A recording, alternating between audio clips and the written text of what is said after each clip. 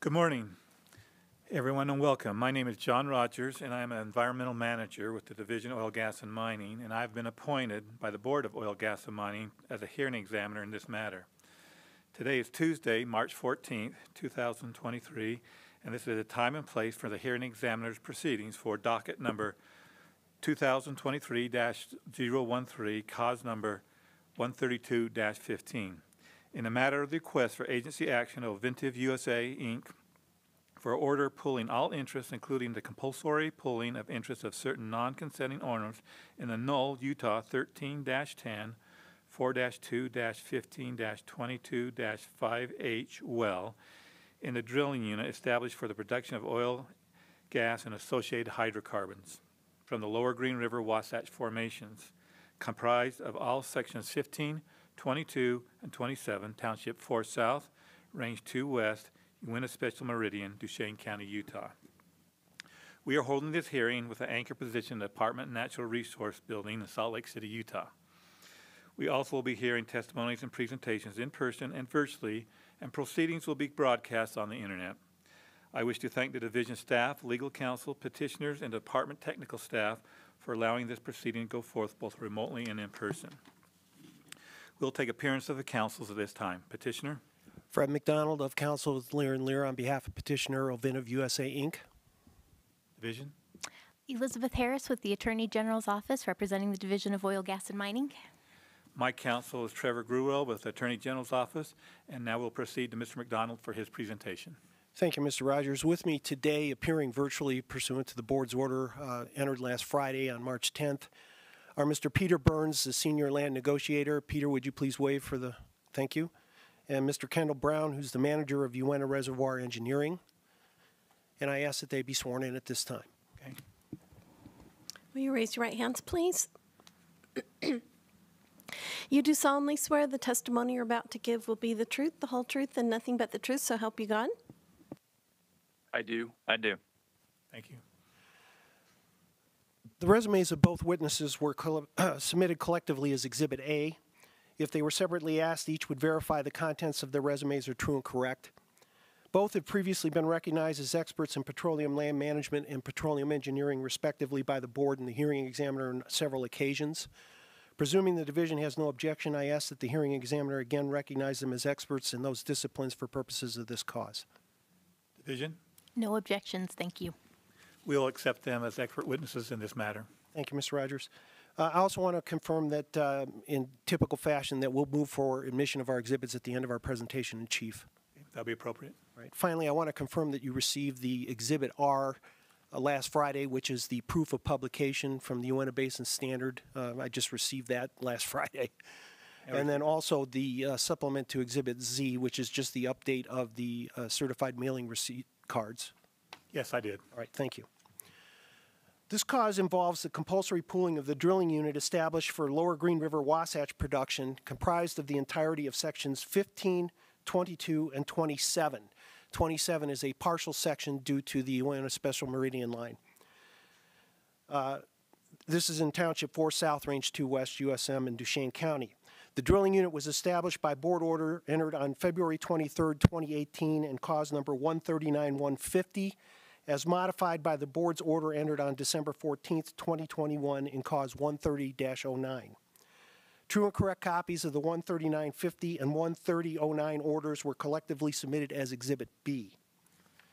Prior to the entry of the 139-150 order, Newfield, which was Ovinta's predecessor, drilled and Ovinta now operates 7 vertical wells and 1 short lateral horizontal well on those lands.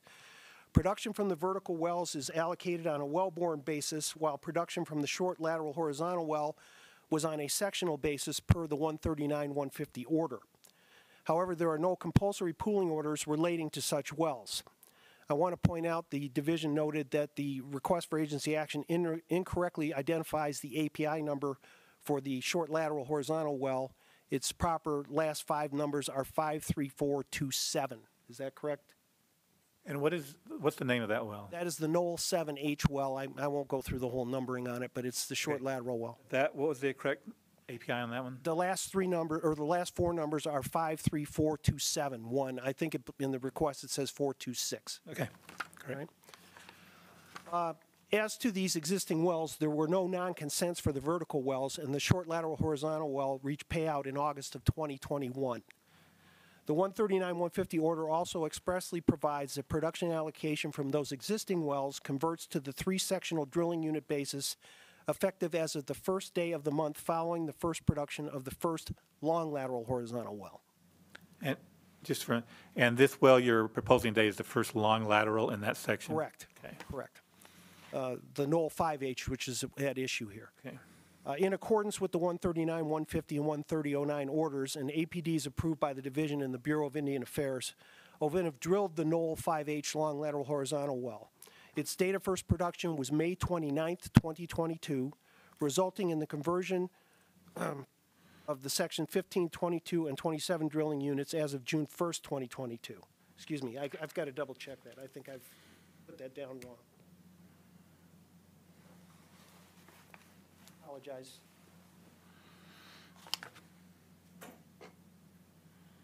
Yes, June 1st, 2022.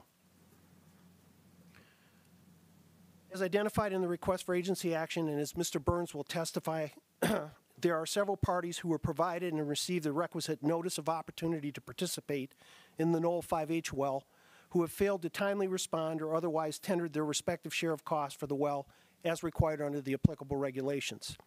As such, OVINF seeks to compulsory pool their interest and have them declared as non-consenting owners in the Knoll 5H well. In addition, some of the fee leases were granted by parties claiming buy-through or under estates of certain deceased parties as identified in the request for agency action, for whom no Utah confirmatory probate proceedings have been initiated, or if they were initiated, they are incomplete for proper distribution to their heirs or devisees. As such, there's a possibility that there's some unknown party claiming buy-through or under those estates who is unleased and not pooled. Consequently, as to Lindsay Noble and to Brianne Bingham, these are two parties who were sent the notice of opportunity to participate but refused delivery. And as to any of these potential unknown heirs or successors, pursuant to the board's order entered on February 22nd, 2023, the requisite notice of opportunity to participate was provided through publication in the Uinta Basin Standard for 2 weeks. No party has responded to the notice or otherwise tendered his or her share of the cost for the well.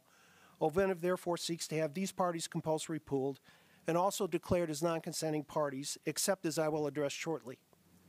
The proof of publication to Mr. Noble, Ms. Bingham, and the unknown heirs or successors was submitted as Exhibit R. Since the filing of the request for agency action, OVINF has confirmed the following. The successors of Dora Moon Riley only own interest in the surface estate and not in the oil and gas interest. Therefore, her as a decedent doesn't need to be, anybody claiming buy-through or under does not have to be compulsory pooled.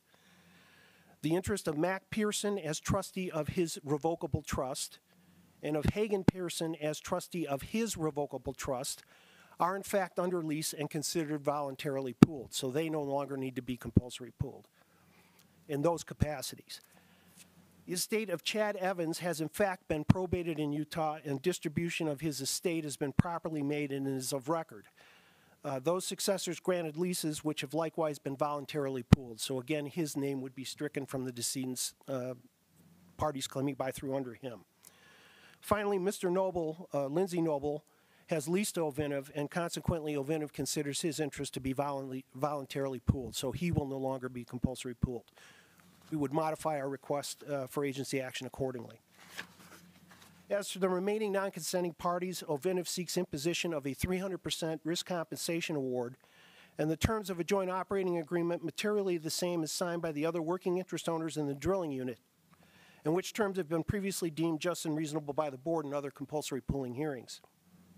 During the recoupment period, the unleased non-consenting owners will be entitled to an 18.404147% cost-free royalty representing the average weighted fee royalty in the drilling unit calculated as of the date of the spud of the Knoll 5H well. The board has the jurisdiction over this matter pursuant to Utah Code Annotated Section 40-6-6.5 and the implementing regulations found at R649-2-8A and R649-2-9A. And the hearing on this matter was delegated to Mr. Rogers as the hearing examiner by the board in its order entered on February 21st, 2023, pursuant to Utah Admin Code R641-113-100. A copy of the request was mailed via certified mail, return receipt requested to all known parties to be compulsory pooled, and via regular mail to all production interest owners in the drilling unit at their last addresses disclosed by the relevant Duchesne County records, and to the Ute Indian Tribe, the Ute Distribution Corporation, and the Bureau of Indian Affairs due to the tribal mineral ownership within the drilling unit. In addition to the published corrective notice of opportunity to participate in the Uinta Basin Standard previously mentioned, notice of the filing of the request for agency action of this hearing was also duly published in the Uinta Basin Standard on March 1st, 2023, the Deseret News on March 3rd, 2023, and in the Salt Lake Tribune on March 5th, 2023. The division elected not to file a response to the request, and no other objections or responses were timely filed. As none of the alleged remaining non-consenting parties timely filed a response to the request, pursuant to Rule R649-104-150 and R641-108-400, I would move to enter an order of default against them. Okay, accepted. Well, division, any issues there?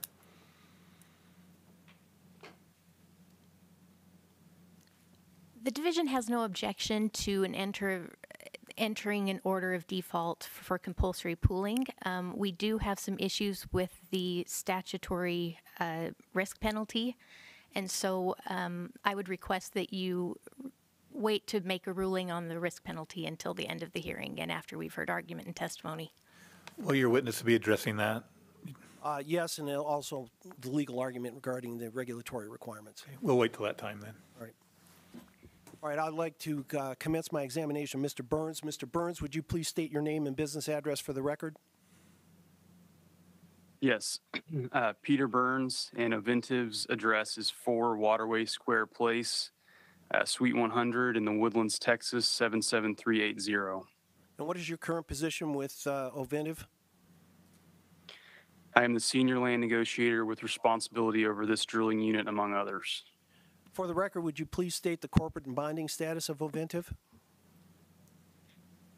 Oventive is a Delaware corporation in good standing with its principal place of business for Rockies operations in the Woodlands, Texas. It is duly authorized to conduct business in Utah and is fully bonded with all appropriate federal and state agencies. It is a successor by name change to Newfield Production Company and by merger of Oventive Production, Inc. Mr. Burns, I'll refer you to what have been marked as Exhibits C through F. Do you have those in front of you? Yes. All right. Were they prepared by you or Oventive personnel with your input and review?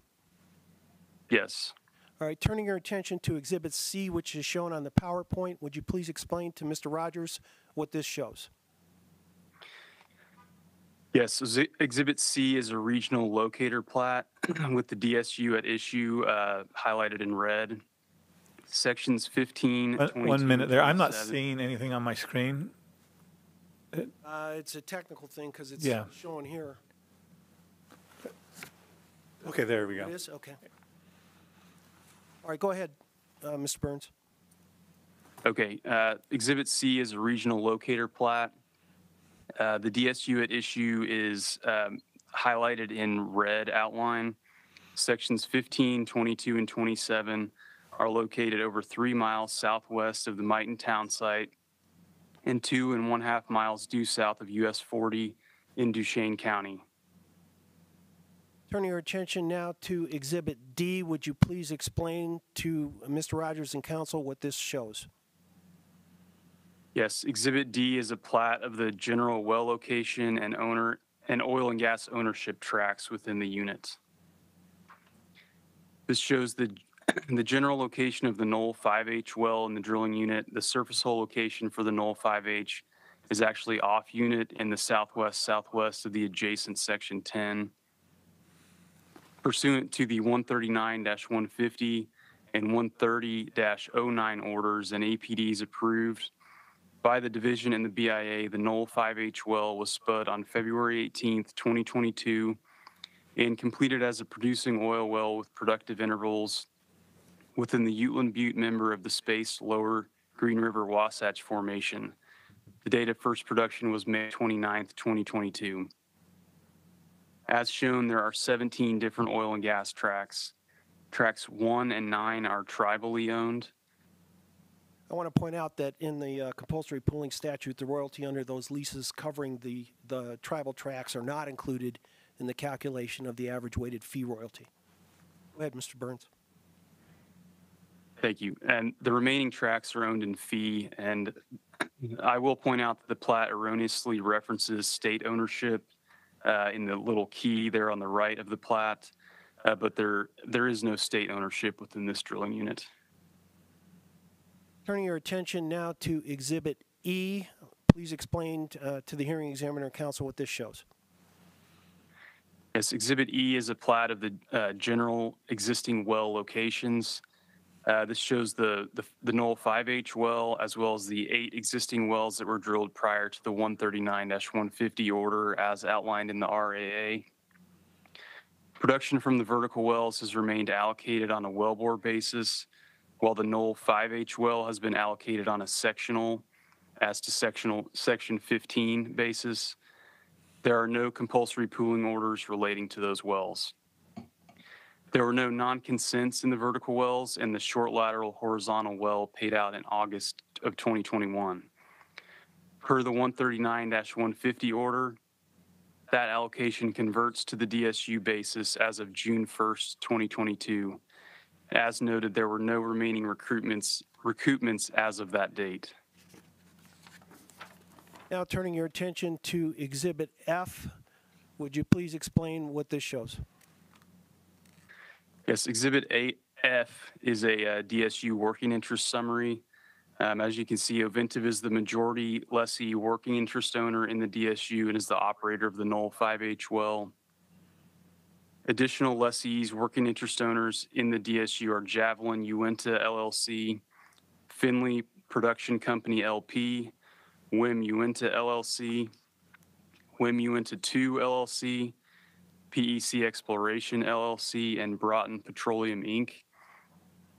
All have signed JOAs with Oventive, the terms of which contractually govern well elections, including the elections made on the Knoll 5H well.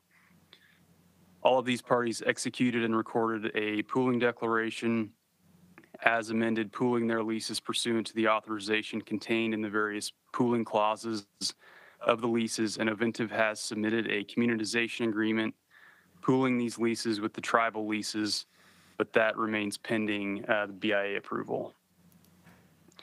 And I will note one correction to the percentage of interest being compulsory pooled since the exhibit was filed.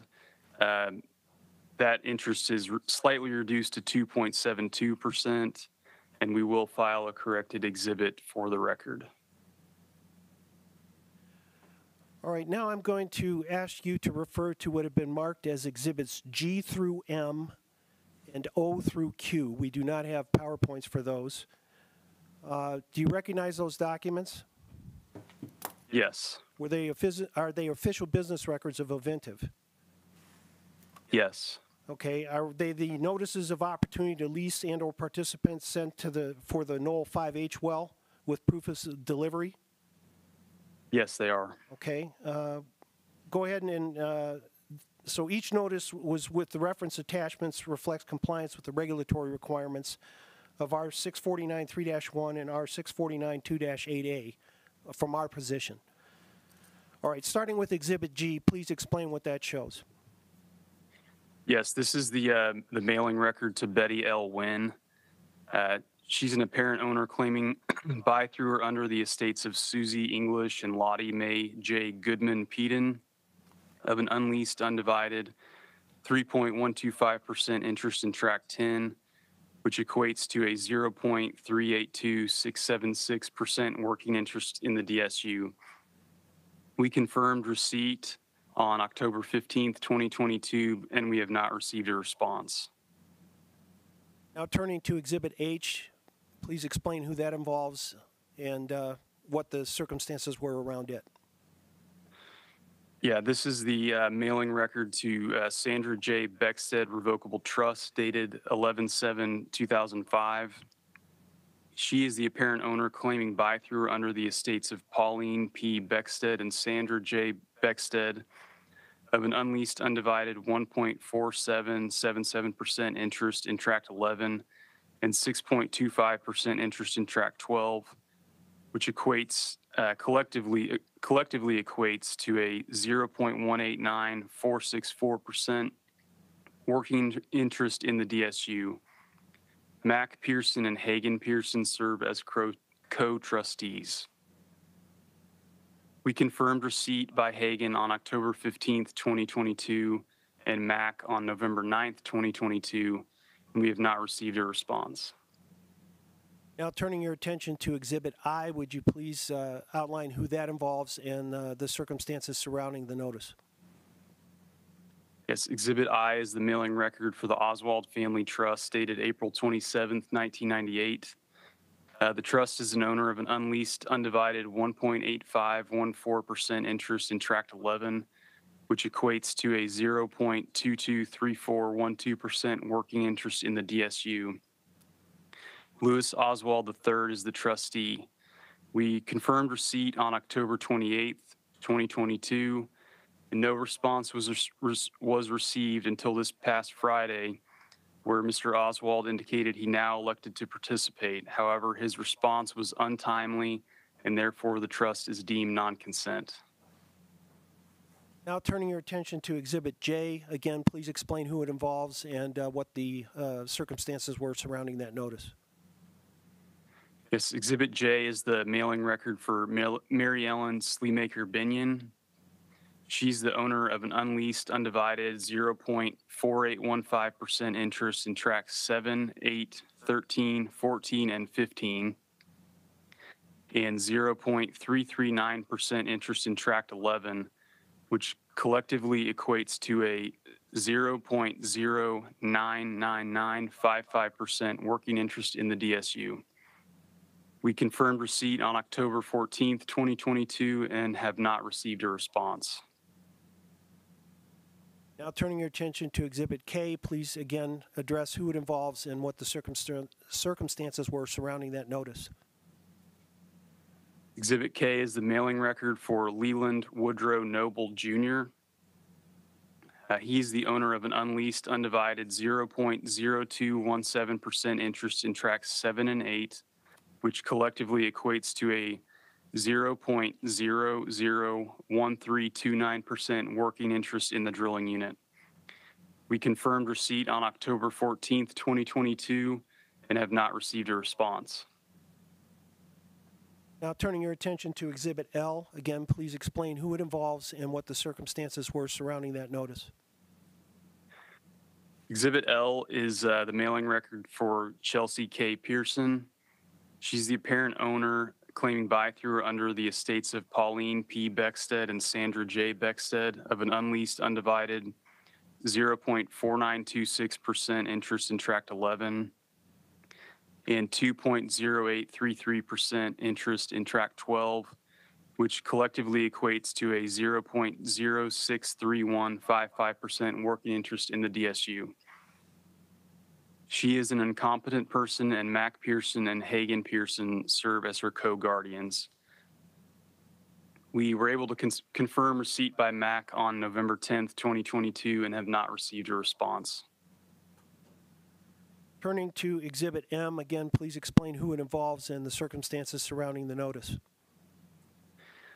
Exhibit M is the mailing record for Tracy Lee Markham Sherrill. She's the apparent owner claiming buy-through under the estates of H.B. Markham, Ruth McCormick Markham, and H. Bruce Markham Jr. of an unleased, undivided 0.024% interest in Tract 11, which equates to a 0.002887% working interest in the DSU. We confirmed receipt on October 18th, 2022, and have not received a response. All right, I'd like to identify for the hearing examiner and counsel that Exhibit N will no longer be submitted as an exhibit because Mr. Noble has leased, and therefore it's not required. Now turning your attention to Exhibit P, Mr. Burns, would you please explain what that shows?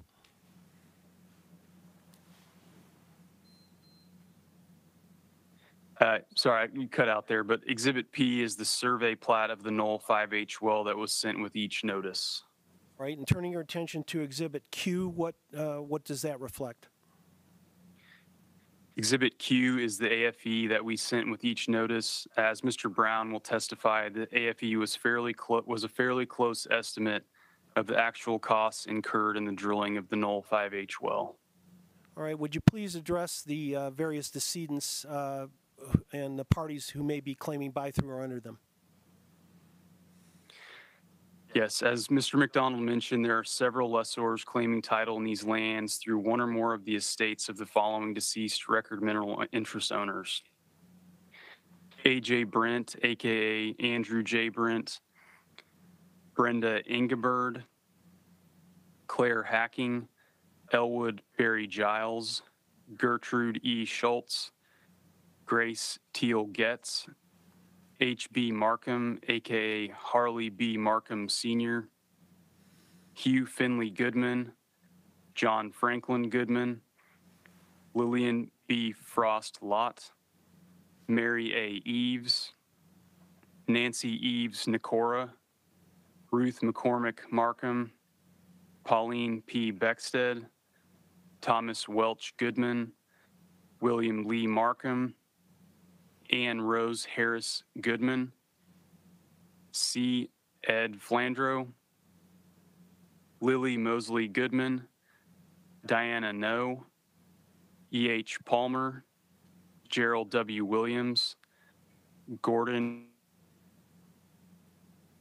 H. Bruce Markham Jr. Hang on a second. I think you cut out on Gordon. Would you please state his name again? Okay, sorry. Gordon Joseph Van Wagner,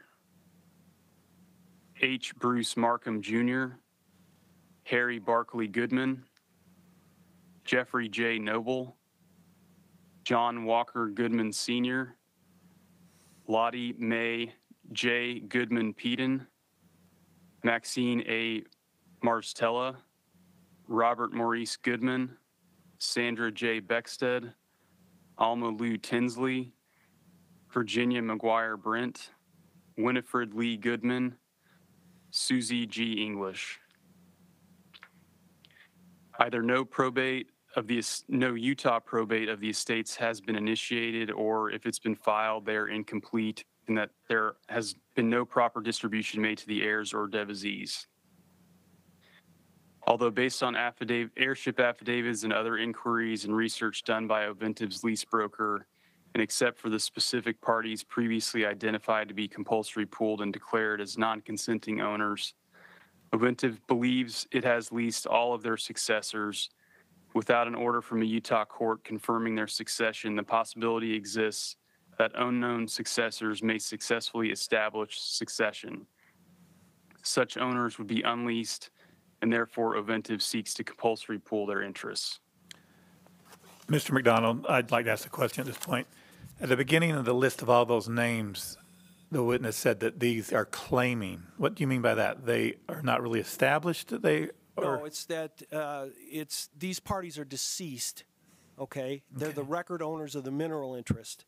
And because there isn't a probate confirming who the successors definitively are, what the compulsory pooling is for any persons claiming by, through, or under those estates who has not leased or who is not otherwise participating in the well. Okay, so the names of the parties you read are deceased? Are the deceased record mineral owners, yes. Okay. All right, thank you.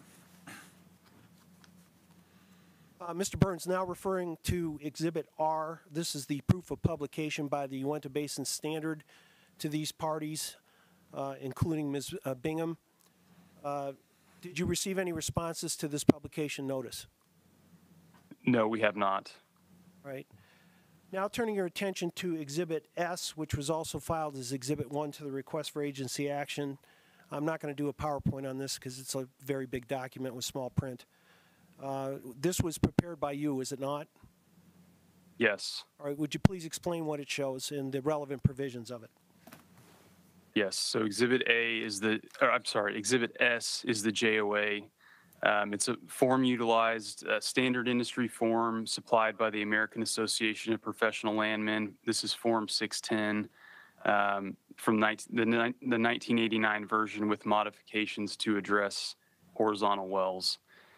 The terms and conditions contained therein, including the modifications made, are consistent with other JOAs executed by the other working interest owners in this particular drilling unit and are commonly found in more recently developed horizontal well drilling units. Ovintiv has prepared identical terms for other drilling units it has operated and has agreed to such terms in other drilling units in which it is a non-operator, including drilling units operated by Uinta Wax, Javelin, XCL, and other major Uinta Basin operators. All right, turning to page 7 of the joint operating agreement, would you please address what its relevance is?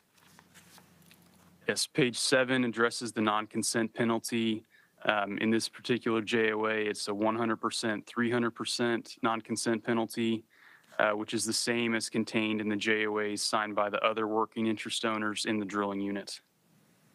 Now turning your attention to Exhibit C of that joint operating agreement, would you please explain what it is and its relevant provisions? Yes, Exhibit C to the JOA is the COPUS accounting procedure exhibit. Again, this is a standard industry form, almost universally utilized, similar to other JOAs in the Uinta Basin. In page C3, Article 3B sets the interest rate at the prime rate in the published in the Wall Street Journal, plus 3%, which is deemed as fair compensation and to encourage timely payment of chargeable costs and expenses. Also, page C9 outlines the overhead charges, which in this case are $10,090 for the drilling rate and $1,090 for the producing rate. Mr. Burns, is it your expert opinion then that the terms and conditions of the proposed joint operating agreement are fair and reasonable and consistent with those accepted by other working interest owners in this drilling unit and with those commonly accepted by industry and in particular the Uinta Basin with respect to horizontal well operations? Yes.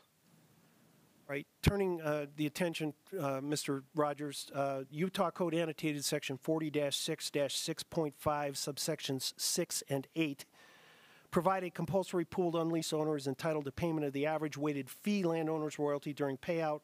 This does not include federal, state, or Indian royalty. With that, Mr. Burns, I'm going to direct your attention to what has been marked as Exhibit T, which is a 16-page exhibit. I'm only going to reference page 1 and page 16 on the PowerPoint. Was this prepared by you? Yes. All right, would you please explain what it shows? Yes. Exhibit T is the exhibit of weighted average landowner royalty. This reflects the calculation of the average weighted fee landowner's royalty for the sections 15, 22, and 27 drilling unit as of the date of spud of the Knoll 5H well. And as shown at the bottom of the last page, the average weighted fee royalty is 18.404147%. This includes royalty provided in lease forms attached as an exhibit to the JOAs signed by any unleased working interest owners in the drilling unit. All right. Go ahead. I'm sorry. Oh, no, sorry. Go ahead. I'm going to direct your attention now to the certificate of mailing, which was a pleading prepared by my office and on file in this cause. Do you have that in front of you? Yes. All right. And who are those persons shown on that certificate? These are the people shown are all production interest owners within sections 15, 22, and 27 are subject DSU. The addresses are derived from a title opinion effective as of July 26, 2022, as updated by a search of the county records by Lone Wolf, our land broker, as well as our internal records. All right. Referring to Exhibit Z as supplemented, that's the true and correct copies of the return receipts of the certified mailings to the compulsory pooled parties or the USPS inquiries if they were returned or unclaimed. With that, it concludes my examination of Mr. Burns. Division, do you have any questions for this witness? I do, thank you. Mr. Burns, you testified briefly about Exhibit G, and I believe you stated what the proportionate interest of Miss Wynn would be in the drilling unit, but I didn't catch that number. Can you repeat that? She has an undivided 3.125% interest in track 10, which equates to a 0.382676% working interest in the DSU. Thank you. Were you involved in the preparation of these notice of opportunity to participate? Yes. In addition to Exhibit G, was there anything else included in that notice? I mean, we include the letter, AFE, plat, JOA, as well as, I mean, the letter includes costs, depths of the well, as well as contact information for each of these owners to contact our representative at Lone Wolf Energy. Okay, so when you say the AFE, your Exhibit Q, or Oventive's Exhibit Q, there is a copy of an AFE. Is that the AFE that was included in these notices? Yes. Okay. And I was unable to find a sample of the JOA that was included. However, in your exhibits, there were a proposed JOA that's being proposed to be adopted. Are there any differences between the JOA that was sent to these parties and that JOA? No. Okay. So you testified, and if I get this number wrong, I apologize. It is a long number. You testified that Ms. Wynn holds 0.382767, I believe, of the total drilling unit, the mineral interest. 0.382676%. 2676. Thank you. Okay. In the notice that was provided to Ms. Wynn, was that number contained anywhere in that notice to let her know what her proportionate interest of the drilling unit was? No, it's not. Could you tell me how an individual that received this notice of opportunity to participate would know what their proportionate share of the drilling unit was if it isn't contained in the letter? Well, I would think that at least some owners have this information available to them in their records from family history or whatnot. Or as I mentioned, in our letters, we highlight and in bold letters put our land broker's name and contact information, requesting that these owners reach out to us to confirm interest, but also to try and secure a lease from them.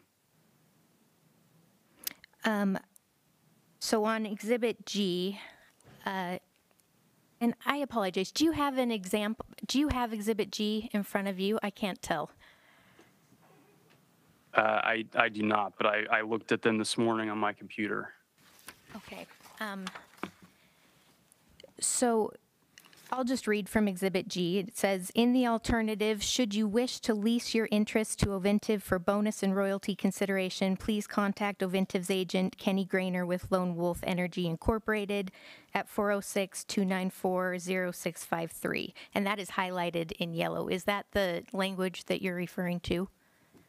Yes. Okay.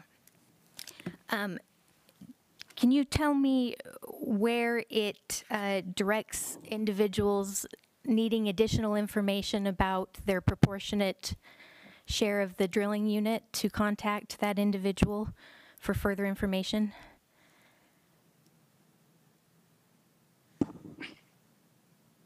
Well, it is, if those owners have questions, they should reach out. They know how to reach, the phone number that is there for Kenny Grainer, and many of them know how to reach out to Oventive as well. Okay, thank you. And I apologize, you probably don't have the AAFE in front of you either. I do have that. Oh, you do? Perfect, thank you. If you want to look at that, can you look at page 2 of that AFE and tell me what the grand total of the cost for drilling is on this well? It's $6,720,240. Okay, and What that's exhibit is that you're referring to? Q? Q, thank you. And that is just an estimate, correct? Correct. And that is the total cost to drill the well, not a proportionate share of any one party, correct? Correct. Okay. And if you'll turn to the very last page of the AFE, there is a column on the right side that says partner share. Can you tell me, and in this copy it's blank. Can you tell me what numbers would typically go there? It is typically left blank. Okay. What is your understanding of that, of what that column would represent? The partner's proportionate share of what they owe based on their ownership in the drilling unit. Okay. And so I believe you testified, and correct me if I'm wrong, that this is the copy of the AFE that was sent to all of these non-leased parties? Yes. Okay. And so the AFE did not include an estimate of costs for that particular owner's proportionate share of the drilling unit, correct? No. And I believe you testified that the information about what their proportionate share was of the drilling unit was not contained anywhere in the information that was provided to them. Is that correct? No. So it seems logical that a person receiving this notice would be unable to determine, based on the information provided, what their proportionate share of the drilling costs would be. Is that correct? That is correct. However, if someone was uncertain, it seems to reason that they should reach out to get a better understanding. Thank you. So they could reach out and get additional information from Oventive and get additional information to determine that cost. Yes. Okay.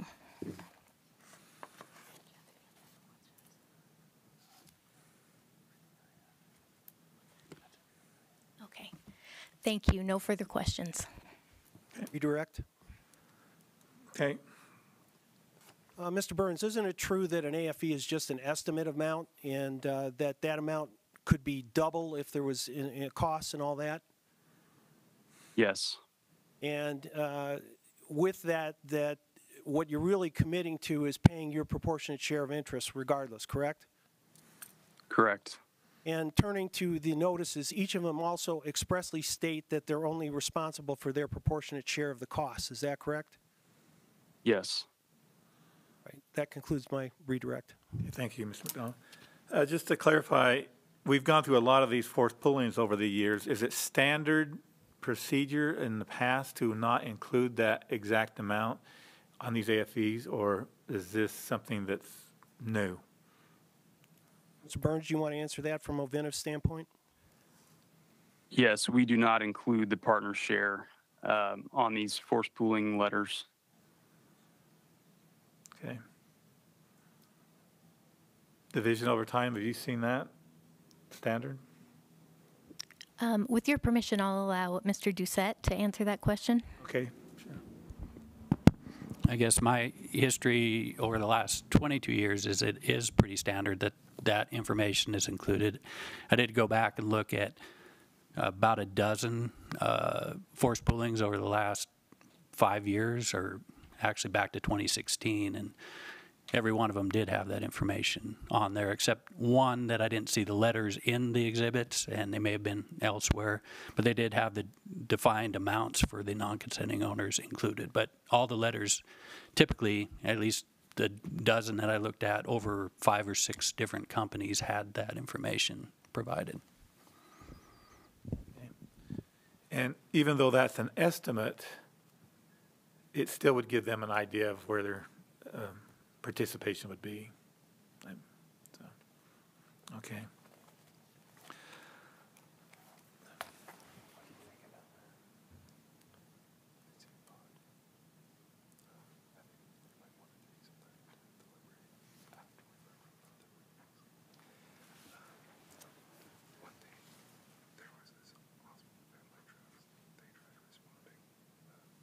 Yeah, I wrote that down.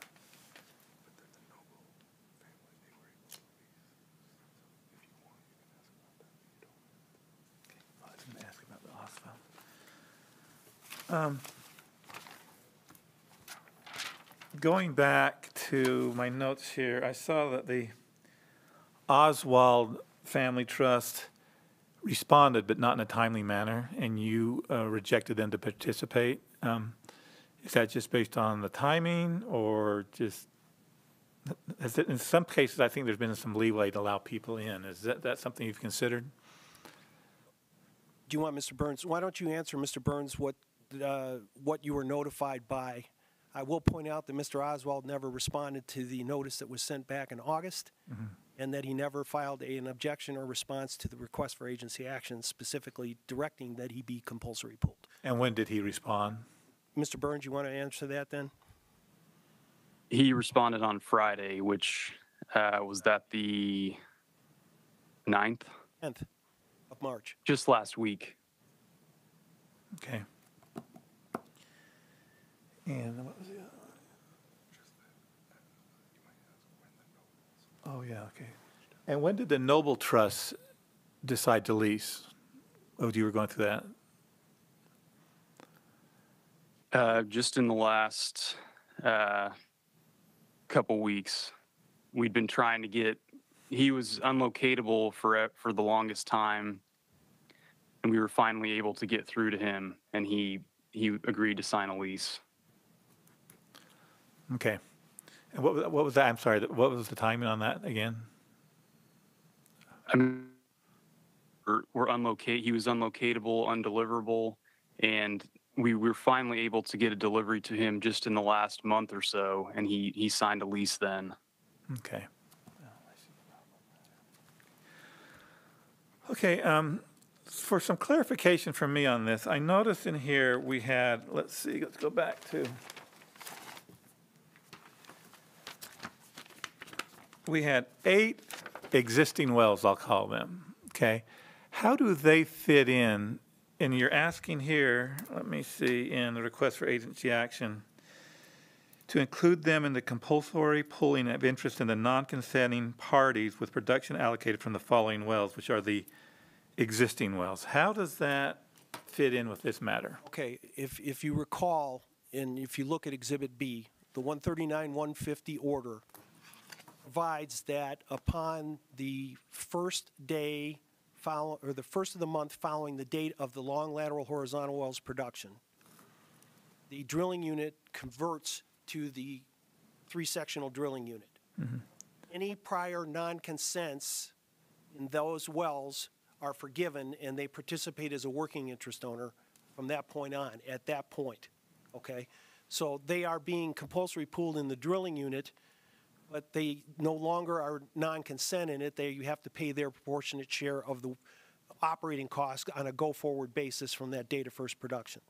And that's the way that the conversion works, and that's the way that the order provides. So that's for the order. So essentially, and the other thing that may confuse you is there's some situations where there's still recoupment that's still due at that time, and that's waived as of the date of the conversion, so that it's on a go-forward basis and it allows the drilling unit to convert the proper way. That is not the case here. As Mr. Burns testified, there were no non-consents in the vertical wells, and the short lateral horizontal well paid out in August of 2021 before this well was drilled, the long lateral horizontal well. So they go forward as working interest owners, but they still own a portion of payments. Yes, their share of the expense on that, unless they lease. Okay. So essentially, they're being force pooled, but they don't have a choice, whether to just right, yeah. lease or be. Because they now share in the production from those wells. Okay. I guess the point I'm trying to make here is, so when you're normally doing a force pooling, you have the choice just to lease, or you have the choice to be a working interest owner. You can make that, you say, I don't want to be involved in the working interest, I just want to take my lease and sell it to you. But in this case, these individuals are being forced to be working interest owners. Correct. That's the choice that they make by refusing to lease. They could have leased. They could still lease on those if they wanted to. I mean, back The Noel well, they're being non-consented on. Yeah, but back 10 years ago, they could have. No, not necessarily, because they would have been on a wellbore basis at that time. There wasn't the expense that they have now is much reduced than it would have been necessarily. In other words, again, if the wells were drilled on a wellbore basis, it would only be the owners in that 40 acres that share in the cost of that, paid for that, okay? In the long lateral situation, it was the section, okay? Some of these parties that are being compulsory pooled may not have been in any of those wells at the time. Now they get to share in the production with the conversion, but they're also responsible for their proportionate share of working interest in the entire three-sectional drilling unit to pay the operating expenses going forward from that point. For the whole drilling. Yeah, so they get the benefit, of an existing well in production with just paying operating expenses. Now, the well that's paid out, obviously, that's free and clear then. Right. Mm-hmm. And that was the short lateral? Short lateral, right. Mm-hmm. And is the production on these verticals, are they marginal or are they? I'd have to defer to the witnesses on that. Okay. Is that something you know off the top of your head? Mr. Brown, do you want to address that in your testimony? Yes, I can just answer now. The vertical wells in the unit are all fairly low producers. I don't have the exact production off the top of my head, but in general, most of the verticals in this well are in the 5 barrels a day type range. That's all I wanted to clarify.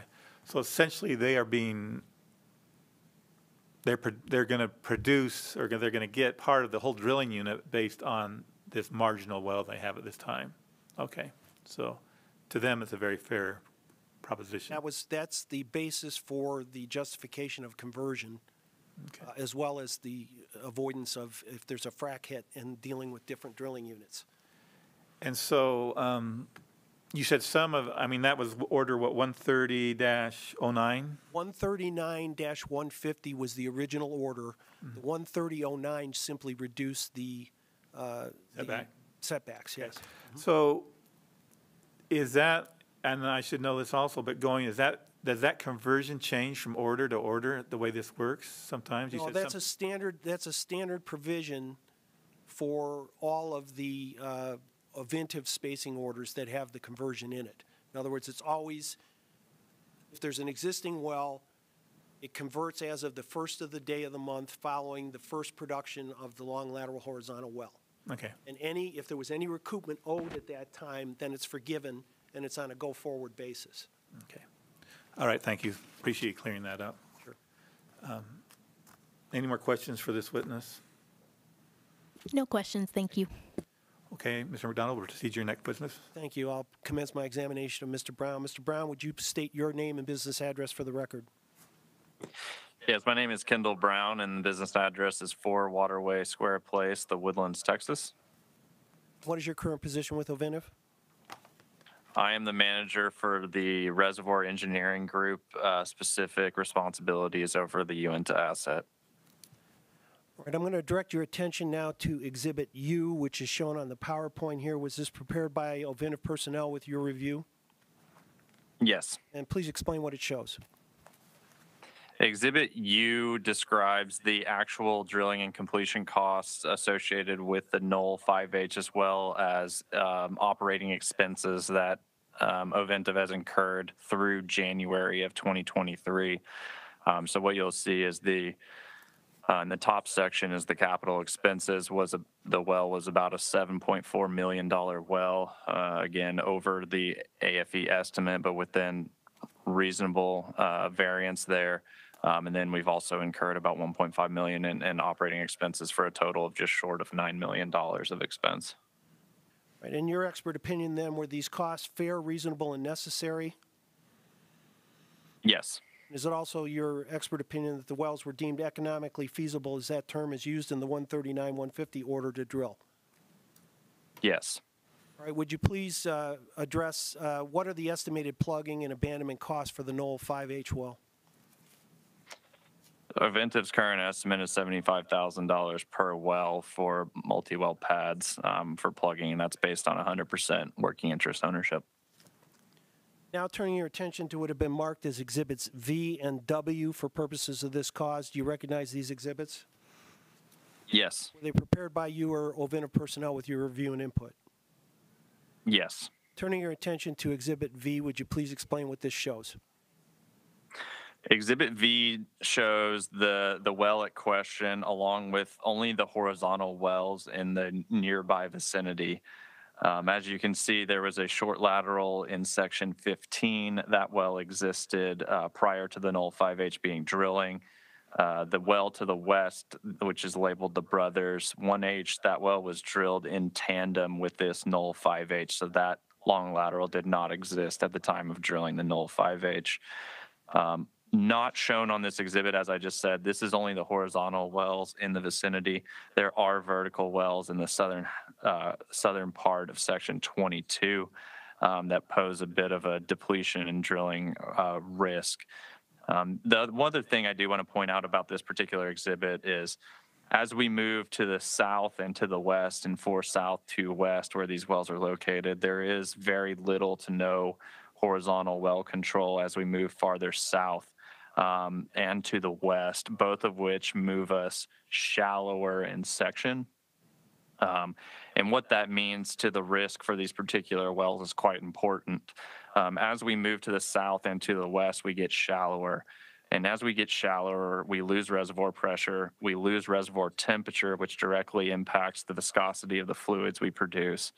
It also has reduced oil in place as we move to the south, as the resource is losing a lot of the hydrocarbon content, all of which have large factors to the ultimate production of the wells that we drill. There are wells drilled to the south in the Greater Monument Butte unit that are not that are off the map here. And those wells will show significant loss of oil productivity due to the issues I just stated. All right, turning your attention now to Exhibit W, would you please go through the points shown here and their significance to the risk that Ovintiv assumed by drilling the well? So Exhibit W primarily focuses on the operational risks during the drilling and completion phase of the well. Like I mentioned before, there are vertical wells in the southern part of 22, which can always pose a risk from depletion that can cause a loss of circulation while drilling. And then the other comment to make is really on every formation we drill horizontally in the Uinta Basin has some level of clay content in it. Those high clay content intervals can always cause a whole collapse issue that ultimately can cause a complete loss of the lateral, which has occurred to Ovintiv and other operators numerous times throughout the drilling campaigns in this basin. Thankfully, particular to this Knoll 5H, we didn't have that particular drilling risk cause any challenges for drilling this particular well. All right, is it your expert opinion then, for those technical reasons, a 300% risk assessment award is justified? It is. All right, thank you. That concludes my examination of Mr. Brown. Thank you. Division? The division has no questions for Mr. Brown. Thank you. Could we go back to Exhibit V? Okay, I know in here you're producing from the Green River Wasatch, but what unit in there is this horizontal well you're producing from? It might be in here. I may just explicitly state. I didn't explicitly state that. Thanks for bringing that up. The green is Uteland Butte wells, and the somewhat dark purple just to the north, those are Upper Wasatch wells. Okay, so as you proceed, But the knoll is a Uteland Butte well. Uteland Butte. As you move south and west, you said there's these vertical wells down there that aren't on the exhibit, but they're there. Are those wells completed in the Uteland Butte and other formations up and down the section, or are they isolated? Those wells typically have perforation. It does vary by well. Not every well is the exact same completions, but in general, those wells are perforated up and down almost the entirety of the Green River. So they could contain Uteland Butte, Upper Castle Peak, Douglas Creek, etc. So they're commingled with many formations. So in a well like that, the Uteland Butte would contribute not a minor part to it. It wouldn't be totally a Uteland Butte well. It would have up and down the section.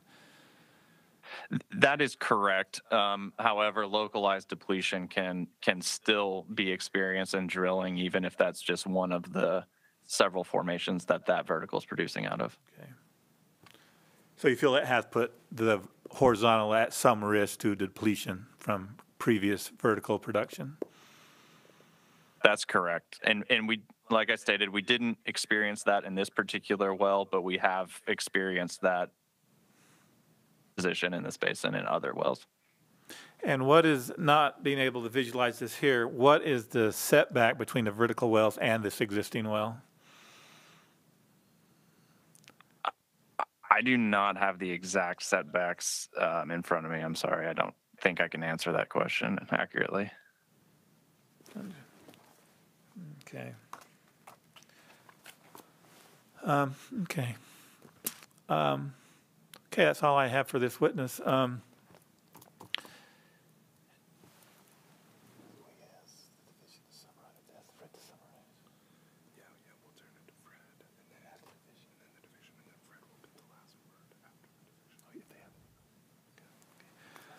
Okay, Mr. McDonald, can we turn time over to you for summarization?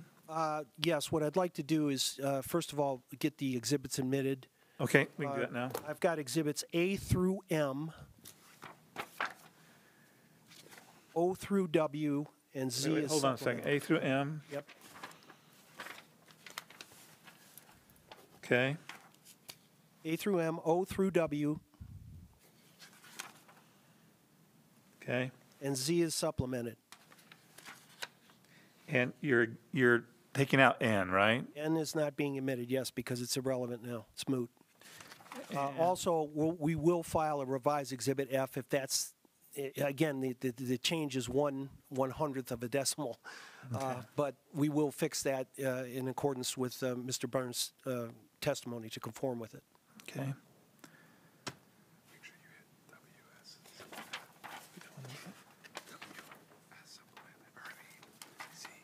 Supplement. Okay, so we got it. Mr. McDonald, did you want just Z as supplemented or both Z and then Z as Oh, Z as supplemented, both, yeah. We'll both. take Z out. Okay. Oh, no, Z with the supplement. Oh, with the supplement. Okay. Both of those. Okay. All right. Thank you for that. Yes.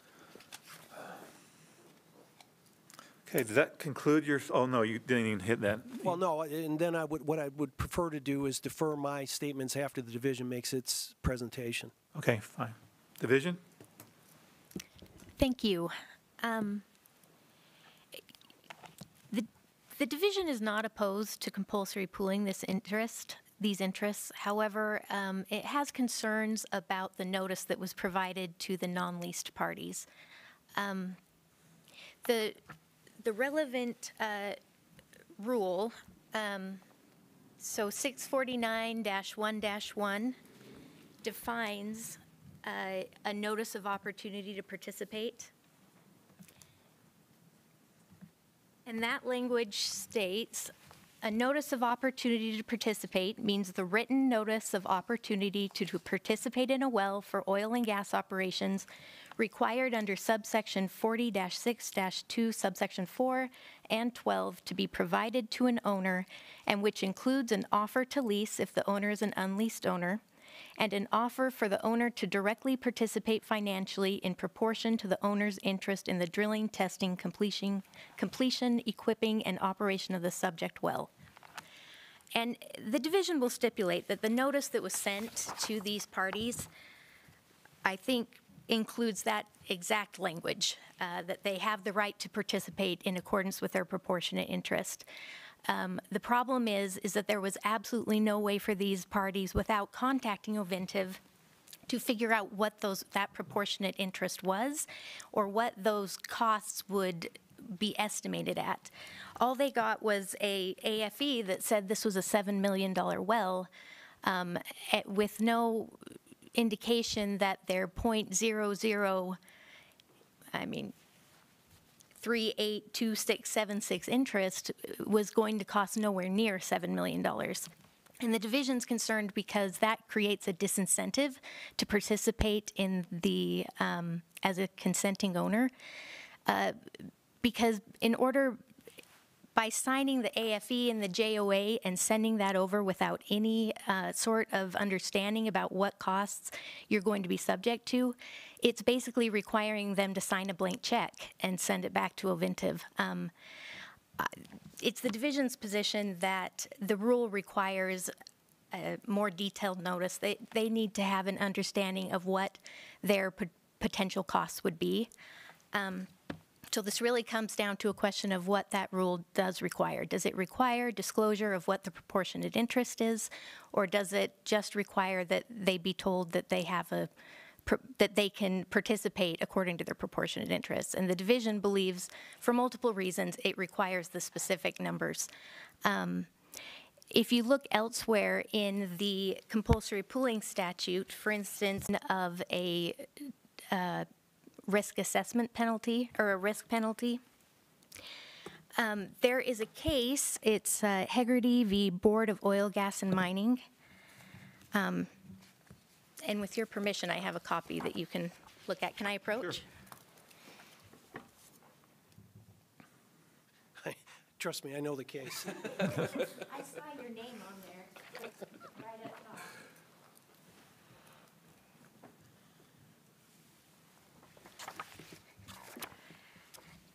I looked hard. There's not a lot of case law on what precisely is required by the notice that is provided to these non-leased owners. However, Hegarty does speak a little bit to that issue. In this case, you had some parties that were compulsory pooled, and there was a statutory penalty assessed against them. And the court went through the facts and found that they were never provided written notice of the opportunity to participate. And in paragraph 29, I think that's the key language that we can get from this case. It says, the threshold requirement for non-consent. Let me get there. Oh, yep. There we are. Okay, go ahead. Okay, so at the beginning of that paragraph, imposition of a statutory penalty demands strict adherence to statutory notice requirements. So in order to assess a statutory penalty like this risk penalty, you have to comply strictly with the rule. And then later in that section, the threshold requirement for non-consent is the establishment of written notice sufficient to trigger the necessity for consent and sharing of costs in a specific well impacting a landowner's tract or deliberate refusal. Any communication that does not rise to this level falls short of fulfilling the statutory requirement for written notice. It then goes on to give an example of the notice that was provided in the Benyon case, where they did indicate that there would be a statutory penalty imposed if they did not participate. And again, the division will stipulate it in this case. The notice of opportunity that was sent to the non-lease parties did include language saying that they would potentially, there would potentially be imposed a penalty if they did not seek to participate. Again, however, though, it did not contain the information for them to really adequately consider this offer and whether they would like to participate or whether they wanted to instead just be deemed non-consenting. without that proportionate share of the drilling unit, which really the operator is the only one that has that information.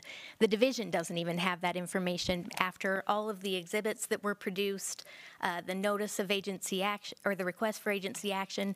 That information hasn't even been provided to us, which creates its own problems. If we later have a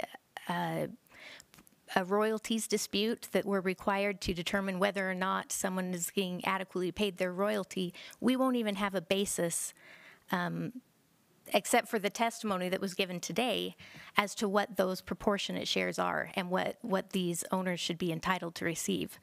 So for these reasons, the division would ask that you not impose a risk penalty against these non-leased owners because they were not provided adequate notice under the rule. Thank you. Do you have a problem with the amount of 300%, or it's just that it's being applied to them? I have a problem. So under Hegarty, it says that in order to impose a risk assessment, a prerequisite is adequate written notice. And in this case, there was not adequate written notice, and so we argue that the requirements for a statutory penalty haven't been met. So we're back to the original issue that they weren't told their percentage and their amount based Yes. on their ownership in the DSU. Or Yes. Mr. McDonald. Thank you. I will obviously respectfully disagree with Ms. Harris. I think the division is overreading the requirements on the statute. Let's start with the regulations itself, okay? If you read the definition of authority for expenditure, or AFE, it says a detailed written statement made in good faith by an operator memorializing the total estimated costs to be incurred in drilling, testing, completion, and equipping of a well for oil and gas operations. So the AFE is absolutely proper as it's stated. It's the total cost, okay? Ms. Harris read the definition of the notice of opportunity to participate. It says an offer for the owner for its proportionate share of the costs. And it also is to include an AFE, as she stated, and the letters will show. They said right in there that it's your proportionate share, okay? Any owner is going to, that has even a knowledge of an oil and gas well, is going to realize they're not going to have to pay $6 million for a well. Like I said, the notices state that it's their proportionate share. There's good reasons why, a lot of reasons why you don't include the interest. Number one, it may be wrong. What if they put down that your share is 5% and it turns out the title fails and they don't own anything? Does that make it a defective notice? Or vice versa. You put down that it's 0.5% and they have 5% interest. Does that make it a defective notice? That's why you don't put it in there. There's also reasons that you don't put it in there because of a competitive advantage. As my client has had happen to them, they've had some people who all of a sudden find that notice out there and then try and backdoor their way in to participate at 100%. So there's reasons why you don't put that in there. There's also some reliability of a person to know what they own. I mean, this is their property. They should know what they own, and if they don't, they should simply ask what the question is. And there's sufficient information in that letter to say, okay, I don't know what my cost would be, why don't you tell me? I mean, there's some responsibility to know what your title is. Why does Ovintiv or any other operator have to be the party that always has to bear finding out what everybody's title is for purposes of a notice on that? There also should be, you know, the other thing is if they find that objectionable or saying that, you know, I wasn't provided my notice, then why didn't they spell that out in a written objection and provide that back in 30 days? That's what the regulation provides. If you have any objection, and that would be an objection necessarily to the JOA terms because it may not say what your percentage is. But they didn't do that. They waived that, okay? The other thing is none of these parties filed an objection to the request for agency action. So the division is advocating a position for them that's not there. They waived that argument that that was a problem with the notice or anything like that. So you've got both the point that Ovintiv did properly follow the regulations. If the division thinks that has to be a part, then they should put in the regulation that the AFC should also be what the owner's proportionate share is, or spell it out if that's what the case is.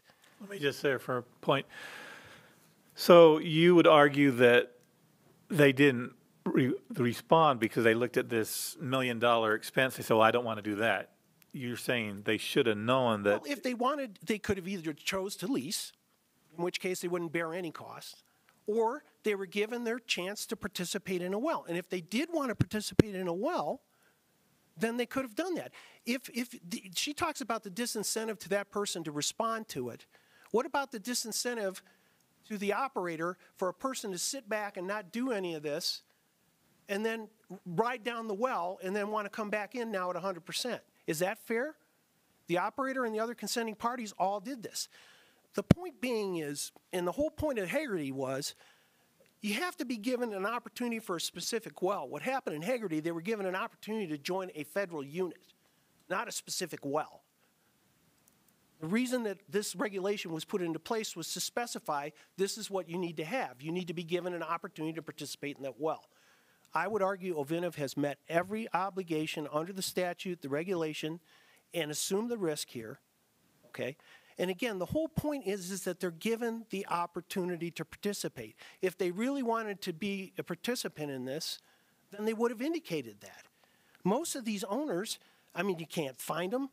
They don't respond. They don't pick up their packages. I mean, and yet you're going to give them the benefit of all the risk that was taken here and knowing that this is a producing well? That's not fair either. That's a total disincentive to Ovintiv. So I want to conclude by, I thought it was in the Hagerty case, but I think it's in the Adkins case that's cited in here, okay, that the Supreme Court said a good law, like a good parent, is there to, it's not there to tell you what to do. You have some responsibility of your own to take action, okay? And that's the point. They were provided a notice. They could have called them. They could have filed a written objection. They could have objected to this request for agency action, and none of that was done. And therefore, we feel that we have obviously met the regulatory and the statutory requirements to compulsory pool all these parties with the 300% risk assessment for the reasons that Mr. Brown testified to, and the fact that all the joint operating agreements signed by the other working interest owners in this drilling unit all provide for a 300% non-consent penalty. Question for Mr. Brown. Who's your representative out in the basin that they're to respond to? It was a local person, wasn't it? They said if they have questions, they can call somebody. Oh, they're lease broker, right? Mr. Burns, why don't you answer that one? Oh, we can't hear you. Sorry, we were muted. It's Ovintiv's lease broker, Lone Wolf Energy, and they have worked for us in the basin for over 10 years. They're based in Billings, Montana, but they do have some local assets. Do they ever get responses from these letters? Is it rare that something would come up? No, we do get responses. We get people do call to lease, and we do secure leases. But like Mr. McDonald mentioned, I mean, many go without any sort of response. They won't pick up packages and whatnot. Would you say it would be fair to say if one of these individuals that knew very little about the industry called it up and said, can you explain this to me, what this is about? Would they be patient with them and tell them what their percentage is and work with them on that? Absolutely, yes.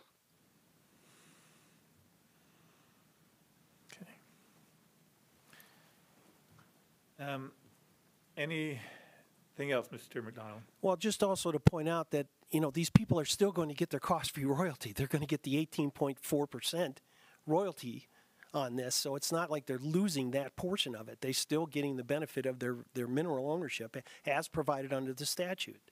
They're just the losing the trade-off. opportunity to participate if they chose to. Yes. the risk penalty. Would you like to address anything else, Division?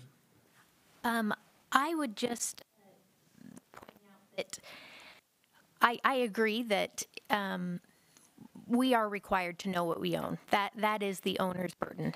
However, that is not the information that was missing here. What was missing was how much that ownership interest comprised of the total drilling unit, so the proportion of their interest in the drilling unit. And the only person that has that information is the operator.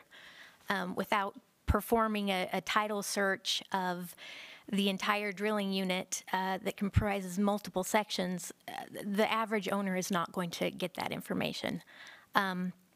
And I can appreciate also that the notice does say that if you would like to lease your interest, you may contact the representative. However, it does not include, if you have any questions, please contact. It's specific to leasing that you're directed to contact that individual. Again, the division is not opposed to the compulsory pooling of the interests. It's just the risk penalty that the division is objecting to, because the division does not believe that proper written notice was provided to implement that penalty. And that's it. Thank you.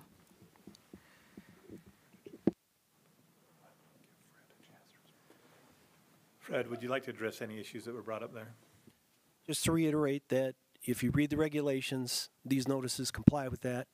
And again, the fact that any objection to this was waived by these parties by failure to respond within 30 days as an objection, or their failure to respond to the request for agency action and appear today. Okay. All right. We'll go discuss this for a minute. We're going to go discuss this for a few minutes, so we'll go find a room to sit and talk, right? And we'll go off the record. And we'll go off the record this time.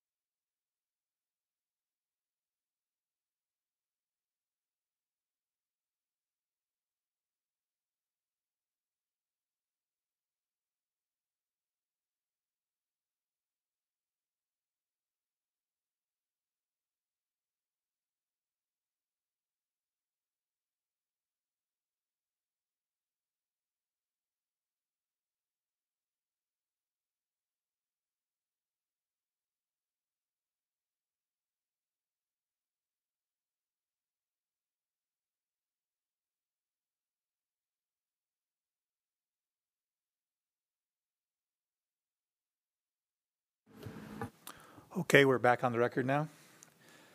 After some discussion here, it's my inclination to go ahead with the pooling as described. But as far as this idea of notice and penalty, I feel that's something that argument should be heard before the board. So Fred, could you draft up a recommendation, and then at the board hearing, we would have these arguments made in front of the board that we did in the last 15, 20 minutes? Not the whole matter, just that. Would that be sufficient for what your needs are, so you both can be heard before the board? I guess the question is your determination that these parties are non-consenting parties? Well, I'm just saying that I think the notice, it should have been there, that they should have heard this. And if that's my decision, I feel that it's something that the board should make, and they've been appointed to make controversial things, or if this is something that is more difficult decision that should be more in front of the board, I'm saying. Okay, so then your decision is, the recommendation is that you agree to the compulsory pooling, and you're leaving the decision of their non-consenting status and the applicable, and if they're deemed non-consenting parties, then what is the applicable penalty? Yeah. Okay. Because right now, if we went that way, then they would have no penalty, which I'm sure is not fair, but we want to make sure they have notice. So we want to kind of clarify going forward what we're going to do here, and I think that's something that should be heard before the board. Okay. Division? I have no objection to that. So essentially, Fred, I think what we do is you could draft not an order, but a recommendation that we could present to the board. I would tell them that this is where we're going. I think we have time on the docket this coming board matter to be heard, and essentially make those issues that you've argued in the last 15, 20 minutes, not the whole story, just the last little bit. Should we consult with the board's counsel as to whether they want briefing as well? Yeah, we could look into that. We kind of got hit with this morning. Yeah. I got hit with it at 5 o'clock last night, so. We're sorry. I'm thinking, I think the board would appreciate it, and especially board counsel. Yeah, to get some heads up. Briefing. But the idea that these tend to be something that don't have issues and a controversy, and now we are seeing two sides definitely looking at different ways of looking at this. And we talked and we go back and forth, and I honestly think, I could make a decision, but I think that's something that the board should make something that is as vital as this going forward. It's just not something that's, most force pulling issues have more of they don't have the controversy of something like this going on. So I know that provides more work for going, and the witnesses may have to come back before the board. Obviously, we can do that remotely, but that's what I'm recommending. Okay. Would it make sense to draft a recommendation if ultimately we're going to have a new final order anyway? Again, if you're not making any factual determinations about risk and all of that, and it's simply a matter of the compulsory pooling, yeah, I'm wondering if it's even worth that. I think the recommendation is simply to kick it to the board for decision. In other words, you're declining to rule, and you're kicking it to the board on that decisions.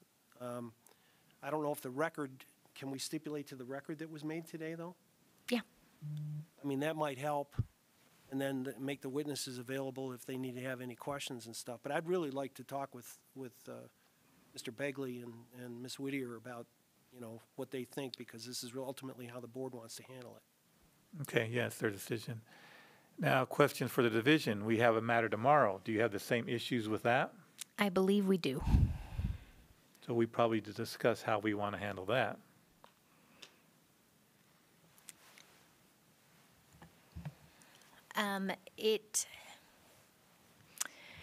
I do think there can be some benefit to getting the testimony on the record that the board could review if they wanted to review the testimony. Otherwise, we would probably need to have the entire hearing in front of the board. And again, that's probably something that the board's attorney should make a decision on rather quickly. And I believe he's out of the office this week. Oh, is he?